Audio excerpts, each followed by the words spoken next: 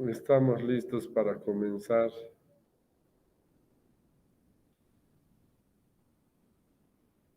Señorita Crespo, ¿cómo está?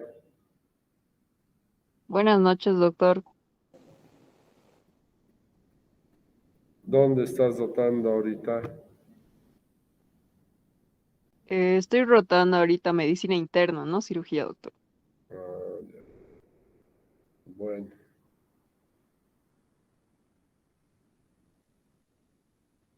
no tengo ninguno de mis estudiantes aquí, no vienen, les vale.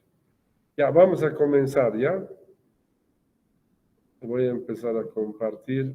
Estábamos compartiendo las enfermedades congénitas, ¿no? Cardiopatías congénitas. Hemos visto cianóticas, acianóticas. Crespo, ¿me escucha, no?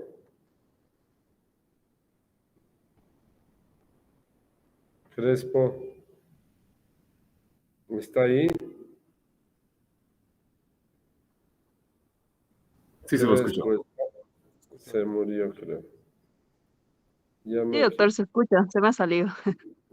Sí, pues eso es lo mismo, dice entonces Crespo. ¿Ya ves o no, Crespo? Se ve bien, doctor. Ya, muy bien, ya. Bueno, hemos dicho la clasificación de las cardiopatías congénitas en cianóticas. Las cianóticas, vamos a ir un poco hacia atrás para volver a explicar, a ir hacia adelante. Las cianóticas son las que hacen el shunt de derecha a izquierda, es decir, que se mezcla la sangre venosa, lo que significa la sangre arterial, y obviamente el sujeto entra en cianos. Las acianóticas son las que no llegan a eso y tenemos estas, ¿no? Las cortocircuitos de izquierda a derecha, corazón, obstrucción en la salida, etcétera, ¿no? Entonces vamos a tener todo eso, ¿no? Y vamos a comenzar con el principal, yo diría, de las patologías acianóticas, ¿no? El conducto arterioso persistente y uno de los más frecuentes. Decíamos que es más frecuente en mujeres y ese es el que más aparece, ¿no? En todos los niños, en los nacidos. Eso es lo que dice nuestro libro y bibliografía. Y aquí está el ductus o el conducto arterioso persistente. Es la comunicación que existe entre el arco aórtico y la bifurcación de la pulmonar cerca de la pulmonar izquierda. Y este es un conducto que se cierra al nacimiento y permite ya la diferenciación de la sangre oxigenada de la desoxigenada. Por lo tanto, vamos a tener las dos circulaciones que tenemos. Pero, ¿qué pasa si es que permanece este ducto? Miren lo que viene aquí. Sale la sangre del ventrículo izquierdo, como tiene más fuerza y más presión que el derecho, pasa hacia la pulmonar, se congestionan los pulmones, se llena más de sangre, lo que significa la parte del ventrículo derecho, y va a ser una serie de sucesos que van a terminar con lo que significa la dificultad del retorno venoso hacia el lado derecho. Entonces, no hay una cianosis. Y aquí está lo que les decía el circuito. Va a la pulmonar y luego va hacia este otro lado. Entonces ahí tenemos el ductus. Ahora, ¿cuál será el tratamiento? Es fácil, se liga esto y se corta. Antiguamente se hacía manualmente con toracotomías, actualmente se hace la toracoscopía y obviamente el tratamiento es mucho más rápido y menos doloroso, ¿no? Entonces ahí está el ductus. Vamos a ver, el conducto arterioso persistente llamado ductus es la parte que pasa de sangre de la aorta a la pulmonar después del nacimiento cuando no se cierra el conducto arterioso, ¿no? Entonces, al nacer el niño se produce el cierre, como decíamos, cuando en las 10 a 15 primeras horas y en lo que significa los siguientes días postnatales. ¿Cuánto tiempo? Más o menos 2 a 3 semanas. Entonces, lo que se debe hacer. Ya, ahí tenemos, ¿no?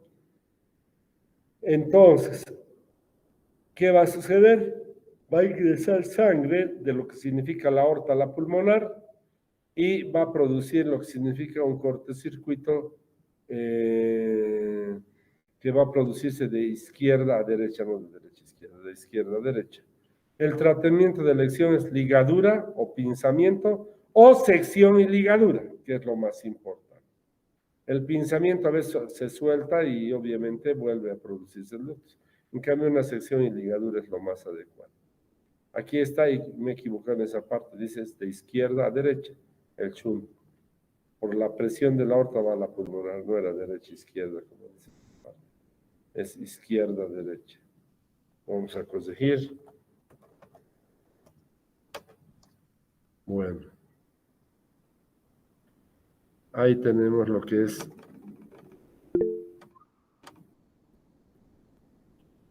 el conducto arterioso persistente.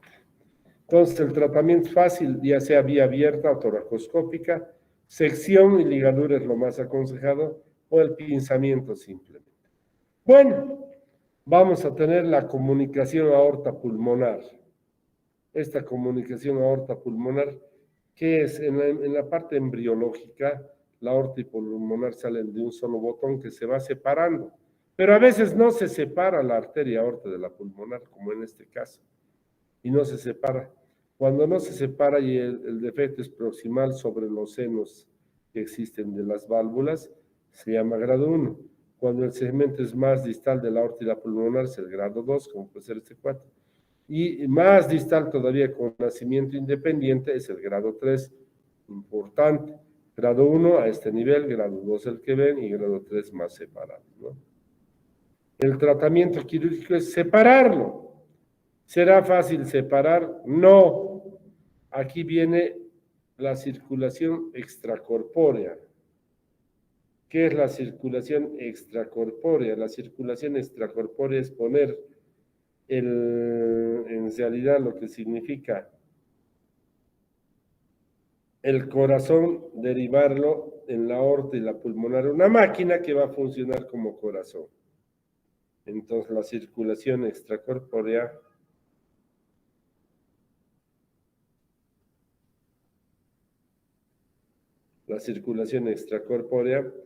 utiliza, ¿no?, cánulas y una bomba que actúa como corazón durante la cirugía para que no se exsanguine. Es decir, derivan la sangre de la aorta hacia la bomba y luego la bomba va a mandar aquí sangre y a la pulmonar y además a las cavas. Eso es lo que sucede. Entonces ahí ya el corazón queda vacío y ahí sí se puede cortar y separar. Esa es la circulación extracorpórea. Más claramente es una técnica para derivar la circulación del corazón mediante tubos y una máquina que bombea durante la cirugía, produciendo la actividad básica del corazón, ¿no? Se llamaba la circulación de Blalock-Taussig debido a los autores de esta técnica, ¿no?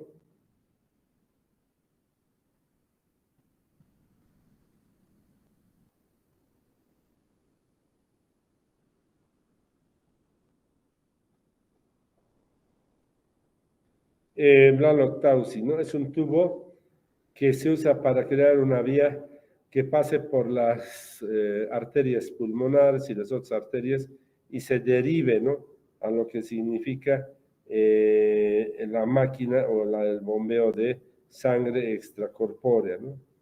Bueno, esa es la característica fundamental del Blalock-Taussig, que en realidad deriva la sangre de la aorta a la máquina y de la pulmonar para que éstas puedan ser enviadas luego hacia el circuito que tenemos normalmente constituido en el corazón. Bueno, porque si no cortaríamos y se exsanguina. Hay que separar el grado 1, el grado 2, el grado 3. El grado 1 es más difícil porque está muy pegado a las válvulas. El grado 2 es más fácil y el grado 3 es más dificultoso, más fácil todavía. Siguiente, comunicación interauricular. Aquí está. Comunicación interauricular. Ahí tenemos. O el defecto del septo interatrial. Ahí está. Siempre del ventrículo izquierdo al derecho por aumento de lo que significa la presión de la parte izquierda, ¿no? Es un defecto de la pared interauricular, el defecto de la fosa oval que se cierra después del nacimiento y permite la separación de las cavidades auriculares. En algunos casos no se cierra, se establece entonces y hay un cortocircuito de izquierda a derecha, como ven, que va a producir un hiperflujo pulmonar. ¿Por qué? Porque esto va a ir a la aurícula derecha y luego al ventrículo derecho, y de ahí va a haber una cantidad exagerada de sangre que va a ir hacia los pulmones y va a dilatar hasta las aurículas. ¿Cuál es el tratamiento? Aquí está la comunicación interauricular. Cesarla, ya sea con puntos simples de sutura o con un material protésico que están viendo aquí.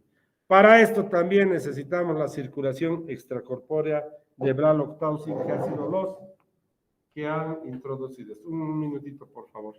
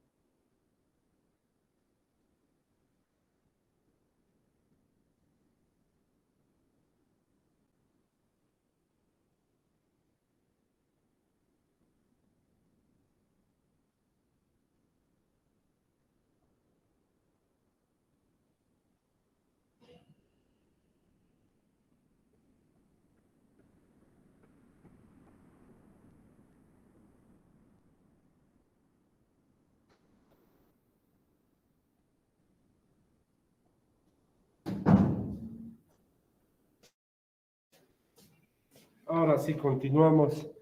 Esa es la fosa oval. Y vean nuevamente, se puede cesar con sutura o con parche, como hemos visto. Nunca se olviden, el tratamiento quirúrgico debe ser antes de la edad escolar, porque obviamente los pacientes van a entrar con un déficit en lo que significa el crecimiento y la irrigación de los diferentes órganos, ¿no? Puede ser sutura directa y tiene que ser con la circulación extracorpórea, como les he dicho. Veamos este otro, comunicación interventricular. Vamos a ver primero aquí en la diapositiva, es interesante, ¿no? Igual que en la comunicación interauricular, vamos a ver un defecto, un orificio. Sigue ganando la presión del lado del izquierdo al derecho, por lo tanto, va a ser un cortocircuito de izquierda a derecha. Vean, y el defecto se divide en tres partes en realidad, la parte muscular, membranosa y la subarterial, que se llama, son tres partes, ¿no? Esta es la muscular. Aprieta el corazón y la sangre del ventrículo izquierdo se va al derecho por presión y va a aumentar la cantidad de la pulmonar, etc. Es lo que sucede en lo que significa la comunicación interventricular. Es un cortocircuito de izquierda a derecha con el aumento del flujo pulmonar. La sangre que sale del ventrículo izquierdo va hacia lo que significa el ventrículo derecho y los pulmones y obviamente el resto a la aorta. Hay tres tipos, que son la primero, la perimembranosa, la muscular y la subarterial que les he dicho. La subarterial es la que está en la salida de la válvula aórtica, en la misma salida de la válvula aórtica y cerca a la pulmonar. Esa es la más difícil de separar porque puede producir estenosis o retracciones. ¿Cuál es el tratamiento? Cesar con sutura, como se hacía en el orificio de la orificio interauricular, o puede ser con parche, como ven ustedes en este momento. Esa es la característica que tenemos. Bueno, vamos a hablar comunicación auriculoventricular. Es muy poco frecuente, pero se produce defectos en los que significan las válvulas auriculoventriculares o almohadillas endocárdicas. Estas requieren la separación del defecto, evidentemente para evitar una salida o fuga de lo que significa la sangre del territorio, ya sea auricular al ventricular. Finalmente tenemos el tronco arterioso o el truncus arterioso. No es igual que lo que significa la comunicación o ventana aortopulmonar, que hace rato les mostré. Van a ver ahorita y les voy a mostrar la diferencia. Aquí está. En general hay dos tubos aquí que están discretamente separados, pero en esta otra no. Los dos son solo un tubo, como han podido ver. Aquí está. Esta sí es una patología grave y severa. Se mezcla toda la sangre, ¿no ve? Es el tronco arterioso, truncus arterioso, es la falta de separación del tronco arterioso, las válvulas semilineares, y se va a asociar a una comunicación interventricular amplia. Y obviamente membranosa, ¿por qué? Porque está a nivel de la salida de los dos grandes vasos. Bueno, el tipo 1 nace de ¿qué? De lo que significa la aorta de un tronco común. El tipo 2 generalmente tienen que salen los dos separados, pero de uno al otro. Y el 3, que están separados, pero bastante lejos, como ven aquí. Hay esta separación, ¿no? El tratamiento tiene que ser pues, la plastía y seposición de los dos conductos. Esa plastía y seposición se tiene que hacer vía cirugía extracorpórea de Blalock-Taussig. Bueno, ¿qué más vamos a tener ahí? Ahora hablamos de las cardiopatías congénitas cianóticas, son las que producen el defecto del lado derecho hacia el izquierdo. Tendría que haber mayor presión, aparentemente, pero no es así. En realidad son defectos anatómicos que hacen que la sangre del ventrículo aurícula derecha vayan hacia el lado izquierdo y obviamente mezclen la sangre para que no esté oxigenada casi totalmente. Ahí está, y vamos a ver la tetralogía de Fallot. ¿Por qué se llama tetralogía de Fallot? Porque tiene 4 componentes. Los 4 componentes son importantes. Miren, el ventrículo izquierdo está mal alineado, está desviado hacia la izquierda y además hay un orificio interventricular. ¿Qué más pasa? Lo que se llama el cabalgamiento o acabalgamiento de la aorta, que es que la aorta, si ustedes hacen una línea, no van a ser totalmente de dónde, del ventrículo izquierdo, de qué ventrículo van a ser, del derecho. Y al producirse esta presión, se puede producir una estenosis de la válvula pulmonar. Entonces, ahí tenemos las 4 partes de la tetralogía: comunicación interventricular, tabique mal alineado, acabalgamiento aórtico, salida de la sangre por el ventrículo derecho, estenosis pulmonar, e hipertrofia ventricular derecha. Vean, por favor, miren el corazón derecho, más grueso que el izquierdo, que debería ser al revés. Esa es la tetralogía de Fallot. La tetralogía de Fallot va a darnos niños cianóticos. Y la fisiopatología da con el cortocircuito interventricular, que en realidad da un mal alineamiento para que la sangre venosa vaya hacia la aorta y por lo tanto va a producirse un shoot de derecha a izquierda con desaturación del paciente. Esta tiene obviamente por ese déficit un pronóstico malo. El paciente no puede pues vivir con una escasa cantidad de oxígeno en la sangre, ¿no? ¿Qué es lo que se hace al paciente si es que se está movilizando exageradamente, etcétera? Hay que sedarlo, hay que hidratar, hay que aumentar la posgarca, incluso necesitan oxigenoterapia e intubación endotraqueal, como ven en la diapositiva. El tratamiento quirúrgico fundamental consiste en que en alinear esto es cesar este septo, cesar este orificio y alinear este septo para que venga hacia este lado. Entonces la aorta va a salir nomás de lo que significa la aurícula izquierda. Entonces esa es la parte fundamental. Corregir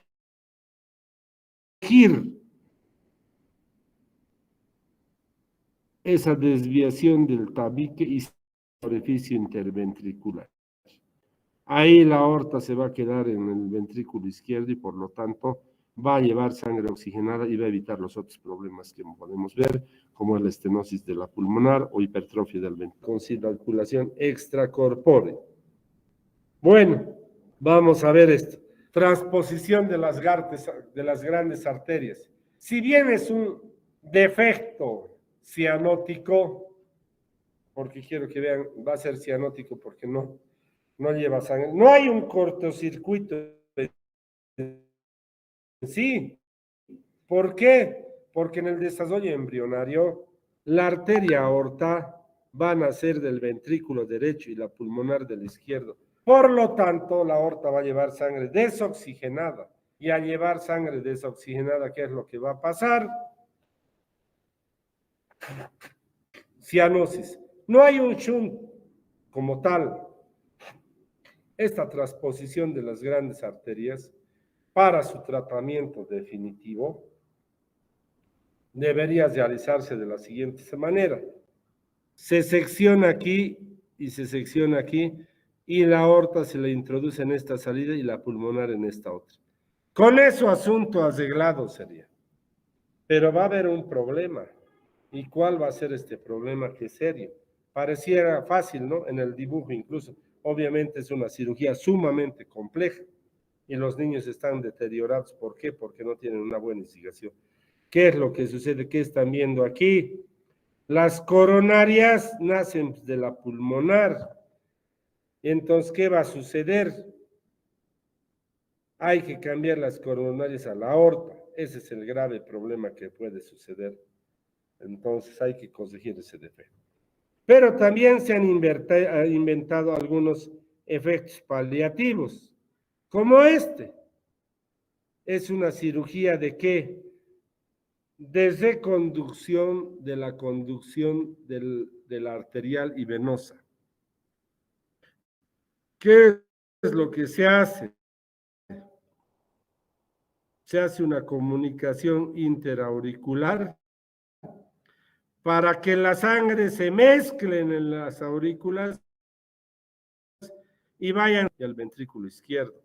Por lo tanto, este estatus fisiológico solamente nos presenta una parte paliativo, que es lo que significa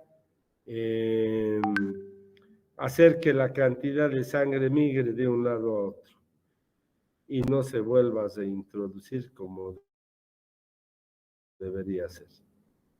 Bueno, eso es lo que tenemos en cuanto a lo que significa el tronco. Aquí está la intervención de Yatene o switch arterial, que es cambiar. Y miren, hay que reacomodar las coronarias, porque las coronarias van a salir de la aorta aquí, que salía del ventrículo derecho, y hay que volver a colocar al inicio de la pulmonar para que estén en su posición. La cirugía derivativa, ¿no? Así quedaría la cirugía definitiva en lo que significa. Vamos a quedar hasta ahí, por favor. Es la anomalía de Epstein. Hoy día ha sido una clase corta. Nos vemos el día lunes, por favor. Y bueno, si es que hay alguna pregunta, díganmela. Si no, nos estamos viendo el día lunes directamente para poder terminar esto que es cardiopatías cianóticas. ¿Hay alguna consulta? No, al no haber consulta, nos vemos el día lunes. Hasta luego, Crespo. Que le vaya bien. Hasta luego, doctor. Gracias. Hasta luego. Luego, doctor, gracias. Gracias, Hasta luego, doctor, gracias.